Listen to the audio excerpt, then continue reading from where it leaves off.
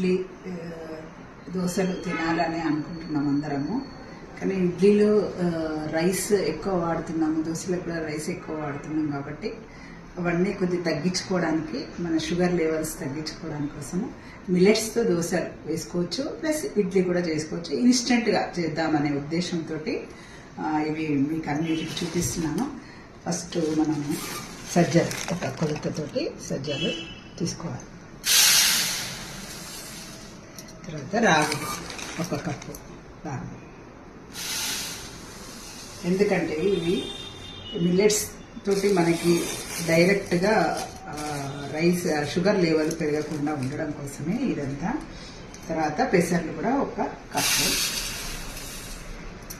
తర్వాత మినపప్పు ఏంటంటే ఇది ప్రోటీన్, మనకి ఇందులో ప్రోటీన్ కావాలి కాబట్టి ఇవన్నీ మిల్లెట్స్. కానీ ఇది పెసరపప్పు ప్రోటీనే, మినపప్పు కూడా ప్రోటీన్ కూడా కావాలి మనకి, అందుకని.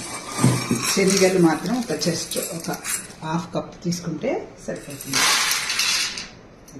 తర్వాత రైస్ కూడా మనకి కావాలి, కొంత క్రిస్పీనెస్, మనకి దోశ రావాలి అంటే క్రిస్పీనెస్ కోసం 1/2 కప్పు రైస్ కూడా తీసుకోవాలి.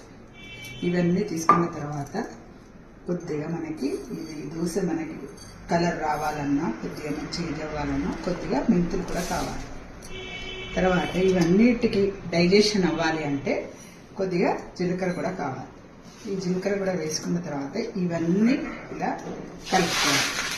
కలుపుకొని వీటిని కడిగి ఆరబోసుకున్న తర్వాత దీన్ని మనం పిండి చేసుకొని ఇన్స్టెంట్గా మనం దోశలు వేసుకోవచ్చు, లేదంటే ఇడ్లీ కూడా తయారు చేసుకోవచ్చు. ఎవరికైనా కావాలంటే మీరు ఆర్డర్ చేసుకోవచ్చు. ఇది కడుక్కొని 2-3 టైమ్స్ కడుక్కున్న తర్వాత ఇవన్నీ మంచిగా ఆరబోసుకొని ఎండబోసుకోవాలి. తర్వాత ఫ్రై చేసుకోవాలి.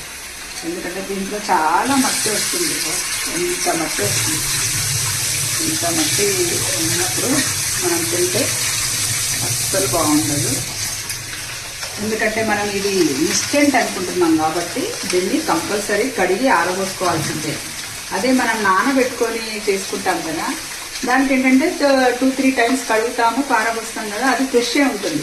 కానీ ఇన్స్టెంట్కి మాత్రం కంపల్సరీ ఇలా కడగాలి, ఆరబోయాలి. తర్వాత వేయించిపోయిందంటే దానికి ఒక మంచి స్మెల్ వచ్చి చాలా బాగుంటుంది. దోశ అయినా ఇడ్లీ అయినా చాలా బాగుంటుంది. ఓకేనా?